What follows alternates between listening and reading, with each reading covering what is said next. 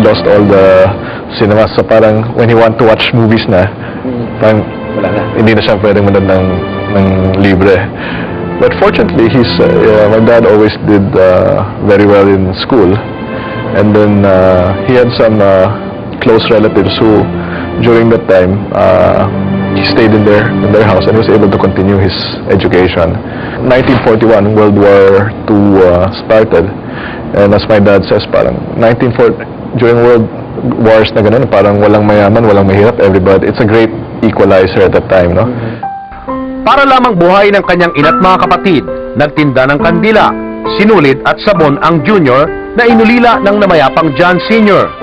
Siya ang tumayong padre de pamilya. Sa kwento pa ni Lance, matapos raw ang giyera ay unti-unting nakaipon ng puhunan ang kanyang ama. Hanggang sa noong 1957, naitayo ang una nilang kumpanya, ang Universal Corn Products na ngayon kilala bilang Universal Robina Corporation. In 1956, he entered the cornstarch business, which is raw material for making various products like textiles, cigarettes, feeds at that time.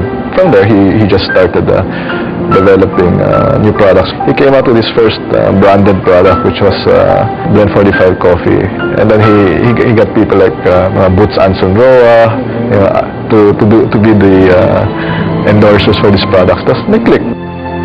Nagtagumpay ang kanilang mga negosyo at sunod-sunod na ang dumating ang swerte sa pamilya. The biggest breakthrough when he started building a reputation in business, when he started developing his own brands. Then in the 70s there was no such thing as snack foods, no? So I think the first snack food that was developed in the Philippines was Jack and Jill cheese curls, no? Sa paglipas ng panahon, nanganak pa ng nanganak ang mga ideya ni Ginoong John Gokongwei Jr. Ang Universal Robina Corporation na nakasentro sa pagkain ay nagkaroon ng mga kapatid na korporasyon tulad ng Robinson's Land Corporation na nagtayo ng Robinson's Malls. Gayon din ang iba pa mga kumpanya sa larangan ng transportasyon at komunikasyon. I guess matapang siyang tao, no? He's one of the few guys here na say, teka, there might be a better way of doing this. I'm going to start Sun Cellular and I'm going to offer call and text unlimited products. Nang magretiro si Ginoong John Gokongwei Jr. noong 2002, ang anak na si Lance na ang namahala sa negosyo ng pamilya at ang Cebu Pacific ang isa sa mga unang kumpanya na kanyang pinalago. Marahil ang larawang ito na nagpapakita kay Lance habang nagpapalipad ng eroplanong papel nung siya'y bata pa ay isa ng pangitain ng negosyong papasukin niya sa hinaharap. What I'm best known for, I guess, is working with Cebu Pacific and making flying more affordable to more Filipinos. Sa harap ng mga tagumpay na tinamasa ng mga kumpanya ng pamilya Gokongwei na nakapailalim sa JG Summit Holdings, hindi nakalimot ang naturang pamilya sa mga taong naging bahagi ng paglago ng kanilang mga negosyo. Kaya binuo nila ang Gokongwei Brothers Foundation para magsagawa ng iba't ibang CSR o Corporate Social Responsibility Projects. You know, when we started all these projects, we didn't think of it as corporate social responsibility. We just felt that, the Philippines has been a very good place for us, and the society here has been very good to our family, and we should just pay back, pay it forward, in other words. Dahil edukasyon ang naging bentahe ni Ginoong John Gokongwei Jr. nung siya'y nagsisimula pa lang magnegosyo, edukasyon rin ang ginawa nilang sentro ng mga proyektong pangtulong ng Gokongwei Brothers Foundation sa sambayan ng Pilipino. Ang resulta ay ang pagkakatayo ng GBF Technical Training Center. Isa itong finishing school para sa mga engineering graduates. It's a world-class facility which fills a gap, we think, in technical education in the Philippines. So by giving a 6-month to 1-year scholarship to engineers, we're allowing them to learn both the technical and the practical basis. They become more well-rounded engineers.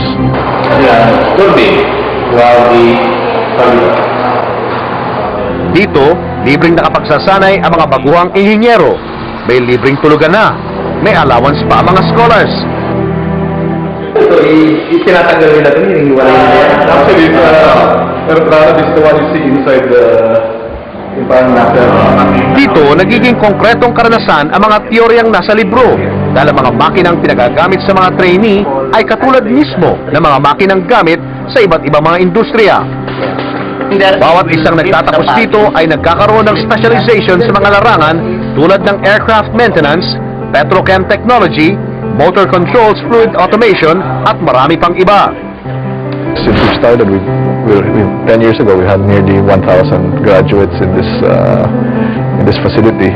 I think over 60% of them have already found really good employment overseas, no, because they're really very well respected.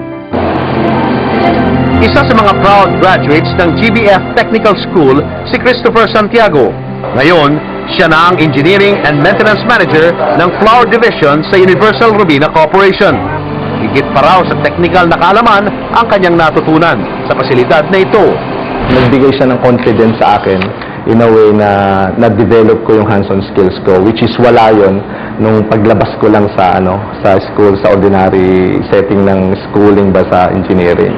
And at the same time, bukod sa ang maganda sa GBF, hindi lamang in-offer yung development ng skills, meron din kaming mga trainings na related sa yung pag-develop ng leadership skills namin.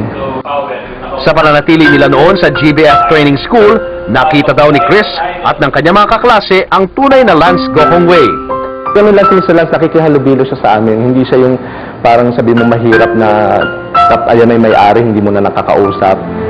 From day to day, pag may time siya na bumisita sa mga planta, bumibisita yan. Kaya labis-labis ang pasasalamat niya kay Lance nang magkita silang muli sa training center. Sir, I want to thank you for giving me the opportunity to be one of your scholars, and now sana po is nagugustuhan niyo naman yung pagsukli ko sa service ko po sa company niyo, sir. Thank you very much. Very lucky to have you. Thank you. Sa pamamagitan ng GBF Technical School, hindi lang daw sa susunod na henerasyon ng mga batang Gokong Way, maaring maipamana ni Ginoong John Gokong Way Jr. ang napulot niyang aral sa kanyang naging mga karanasan. Ngayon may babahagi na rin daw niya ito sa sinumang Pilipino na gustong umasenso. His belief is that you should always teach a man how to fish, no, rather than giving him fish, no. So he wants to help people who are talented and motivated and want to help themselves, and rather than just parang doing handouts. And I guess that's just his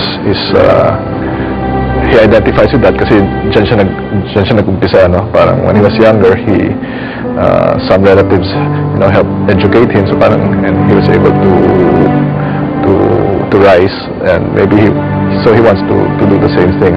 Nang minsan raw bumiyahe ang kanyang ama sa bansang Singapore, nagkaroon na naman daw ng bagong ideya si Ginoong John Gokong Way Jr. Ito ang tinatawag nilang The Children's Library.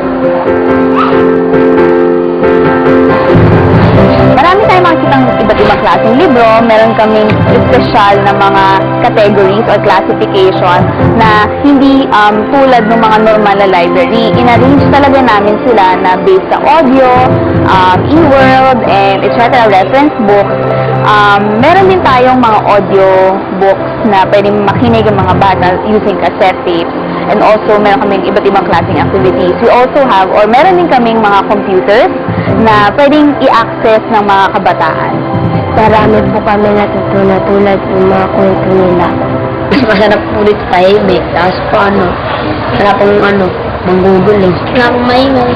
Marami ka din libro na available na makatulong sa buhay mo at sa bilang estudyante din. Ngayon, mas lumawak pa ang libreng serbisyo na binibigay ng Robinson's Children's Library sa mga kabataan.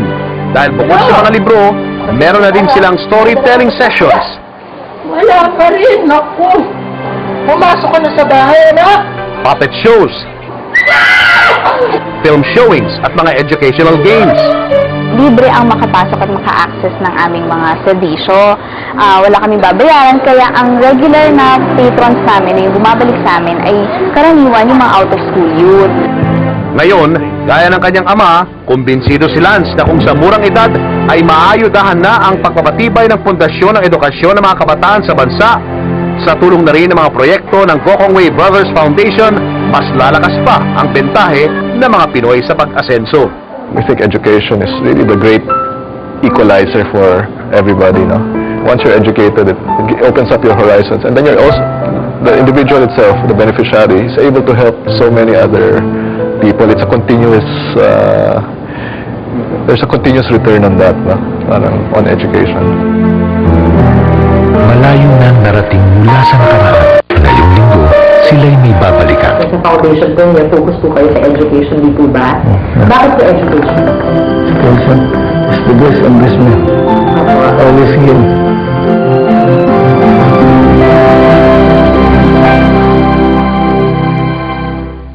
More than just helping you slim down, regular intake of green tea helps you live strong.